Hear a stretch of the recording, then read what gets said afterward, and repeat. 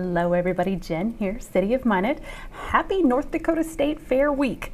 A shout out to all of my event planners and tourism folk, guests and locals alike. Can you feel the magic in our city this week?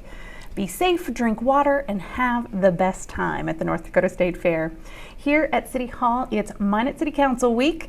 We'll unpack the minutia of our agenda, but first let's talk about construction.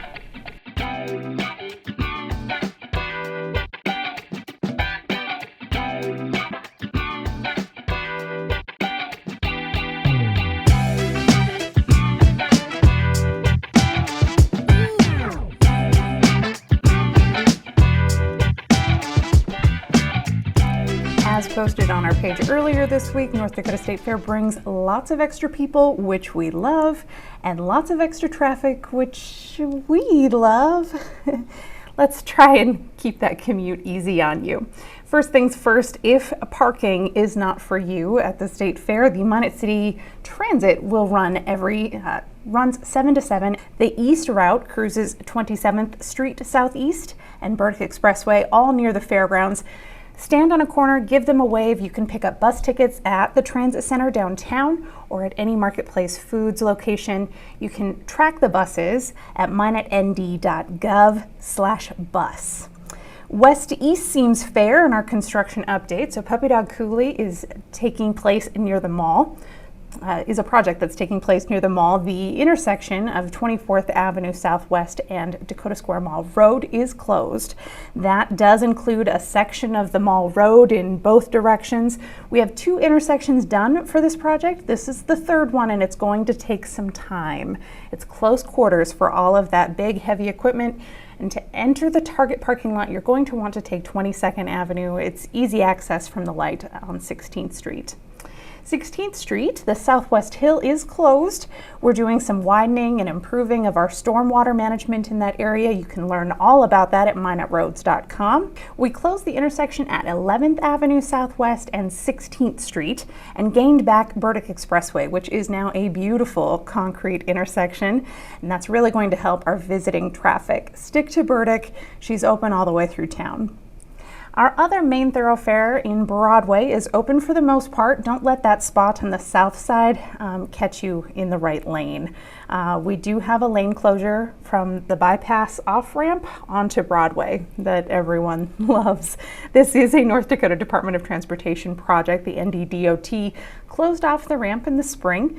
We have a culvert that's failing there. They tried some patches, it didn't hold, so they closed the lane to take some of the weight off of that failing culvert so that our sinkhole didn't get worse. If you look close while you're driving by, there's an asphalt pile there that they continue to patch that spot. Now, of course, none of that matters. When's it going to be fixed, right? We hear you. The latest plan is the end of July. NDDOT will start the replacement of that culvert. It is a project that they had planned for this fall already. So the concrete culvert is being fashioned end of July. There is a light at the end of this culvert. Heading down Broadway, the micro seal on 20th Avenue is complete. Check out that brand new blacktop. Next, downtown, Central Avenue. This is part of the flood control project. MI7 is the zoo. Go see those tiger babies. And MI6 travels Central Avenue down by Ebenezer's, Atypical, Flower Central, onto that bridge that takes you back by Lowe's Garden and to the State Fairgrounds. Don't go that way. Central Avenue is closed. You can and should still reach all of those places, but Central's closed, so please consider Burdick Expressway, or we do have Railway Avenue open this year. We were short that last year at the fair, which takes us to 3rd Street Bridge. The northbound lane of 3rd Street Bridge is closed. This could cause some visitor panic. If you find yourself at the base of the bridge, just remember it's a straight line west to Broadway or straight line south to Burdick. Our main grid is accessible. Our well-traveled side streets are getting the bulk of that $11 million of street maintenance attention this year. But back to the bridge, City Engineer Lance Meyer took Minot City Council out on a construction tour last week, and here's what we learned about the bridge. So when this concrete starts going away, what ends up happening is the steel rebar basically has nothing to support it anymore, so that it becomes ineffective. So when they do that load rating, that first stirrup that you can see there basically doesn't count. And then they say, all right, well, the next one in, it's encased and maybe it's 90% concrete, so that one's still effective. So then when they run the math, they see if this pier can still withhold the loading. So under all circumstances, I think except for anything over 105,500 pounds, it still meets the factor of safety that you can keep the bridge open without load rating it. That was last year's report. They did that report, I think, the study back in July. We got it in August. KLJ, when they started doing the design in January for this pier repair, they came up, they inspected this same pier, and it got worse in that 6-month time since the original study.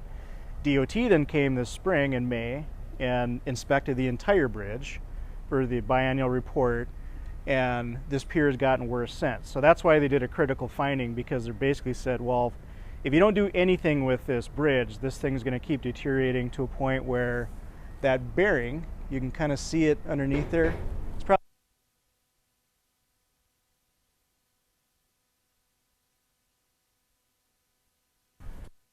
so this piece of steel right here is called a bearing.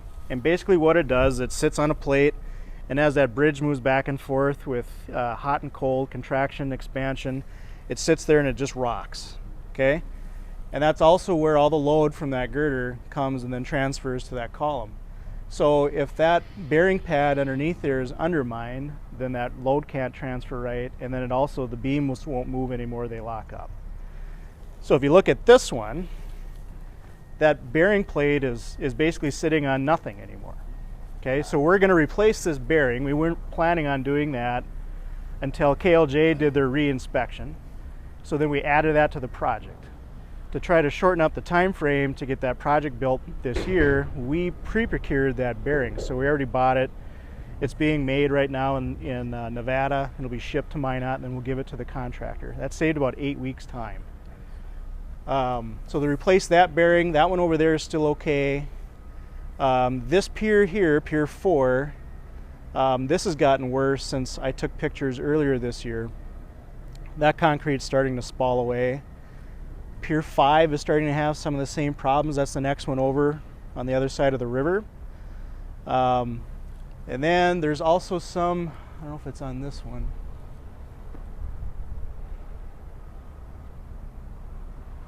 I don't think it's this span, but what's happening is so the concrete deck sits on those girders, and then that load's transferred down to the piers.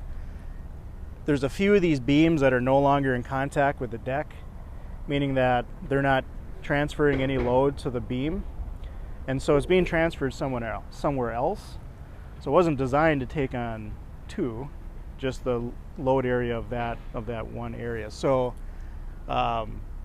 that's got to be repaired. So I think probably the best way to describe what's happening here, it's like grandma has cancer. We're trying to get this real bad cancer spot, but it's also spreading to the rest of the body. And we're getting close to the point where there's not much else we can do. I think once we get this repair made, hopefully we can get load council side. How long are they talking that that'll take? I haven't got the contractor's schedule yet, but it'll probably be a couple months.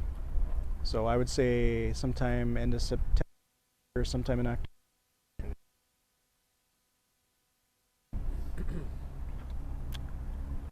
We'll probably need to engage maybe with KLA to take a look at that report and at least come up with some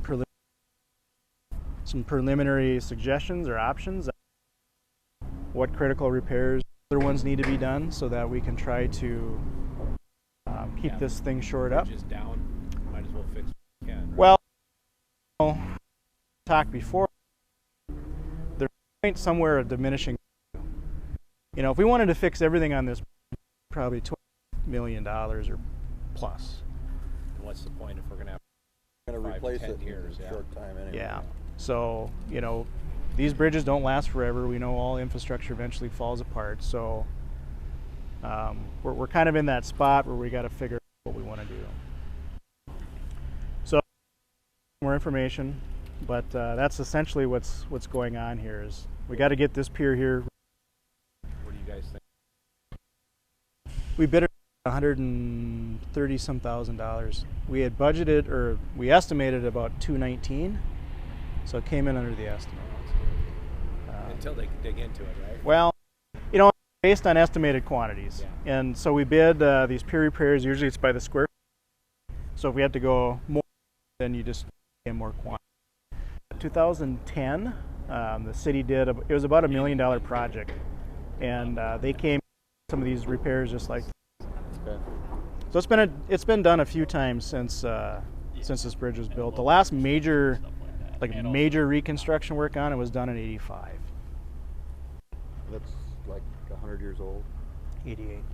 88 years 1936. old. Had a lot of birthdays.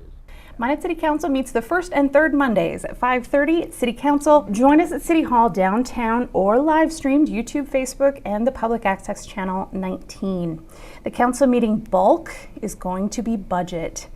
Before we get there, there are 13 consent items, including 6.6 is a development agreement for exceptional health care. 6.7 is an MOU for Engle Court. This location does have a matching public hearing in 5.1. It's a project for low to moderate income housing. It'll be 36 units in Northwest Minot. We have some CDBG dollars that we'd like to share to make that project happen. This would release about $400,000 in CDBG money for the purchase of the land in partnership with Minot Housing Authority. 6.8 is a towing service agreement between Minot Police Department and Olson's Towing. 6.9 divides 2 lots into 3 in the Livingston edition. That's close to the roundabout in Southeast Minot. 6.10 and 6.11 take us back to 3rd Street Bridge. We're surveying the intersection where it meets Central Avenue and awarding the bid for repair of the bridge itself. So that came in at $195,969.65, which was 10% below the engineer estimates of $219,000. So 6.12 gets the engineering started for a water sewer building. These are the folks who respond to the broken pipes. Their building is out by Public Works. That department, the department gave it a second life back in the 80s when that building was moved in. It's been added onto and outgrown. There's a section of the building you have to exit the building to get into that section of the building. So it's time to take a look at that. The Water Sewer Department is an enterprise fund, so they operate like a business. You pay your utility bill, they budget for future growth, including a new building. So this year's budget has $250,000 to start the designs. The agenda item asks for council's approval to work with Ackerman Esbold on the designs. 6.13 is a user agreement for the Minot Police Department and the North Dakota Criminal Justice Information Sharing Portal. So this is standard practice, standard approval when we have a new police chief, which we do. So Chief Michael Fry took his oath to serve last week. So welcome to the team, Chief. That takes us to action items, and there are 6. 7.1 is a magic fund request for state funds, state matching funds. AGT Foods is going to be expanding in our area again. One bucket of the magic fund is specific to state matching dollars, which makes it easier for companies to finance through the Bank of North Dakota. In this case, the request to the Magic Fund in a forgivable loan is for $269,230.71 to leverage financing from the Bank of North Dakota for a $12.7 million expansion project. So 7.1, Magic Fund. 7.2 is flood control. This is for MI 8 and 9. These are both downstream from the current construction that's taking place near the zoo. Engineers representing the Souris River Joint Board presented the 60% design to council last meeting. There were concerns raised by a property owner in the area, Precise Transport. SRJB will be meeting with that company, representatives from that company, and we'll have more for the council at the August 21st meeting. So this item, 7.2, asks council to approve the rest of the plan, everything leading up to Precise Transport, so that they can move forward with the 4 acquisitions that are elsewhere in MI 8 and 9. 7.3 is a readiness grant opportunity. It's about $500,000 for disaster exercises that we're eligible for thanks to our neighbors to the north at Minot Air Force Base. 7-4 is hangar designs at the airport. We have a very serious construction year coming up for the airport with the runways. This isn't that, but it's a near $1 million project that we would pay 10% toward. This is to help us design the south side infrastructure for water, gas, sewer connections for private hangars along the south side. 7-5 is the purchase of 5 police patrol cars with all the fixins, $238,908.95 through Nelson Auto Center, who has the state contract for law enforcement vehicles. And then 7-6 is the heavy lift. The proposed budget is attached to the agenda. City Manager Harold Stewart will present his recommendations for the 2026 budget for the City of Minot. And that's the agenda. We'll see you at the Minot City Council, and we'll see you next time here on the Minot Minutia.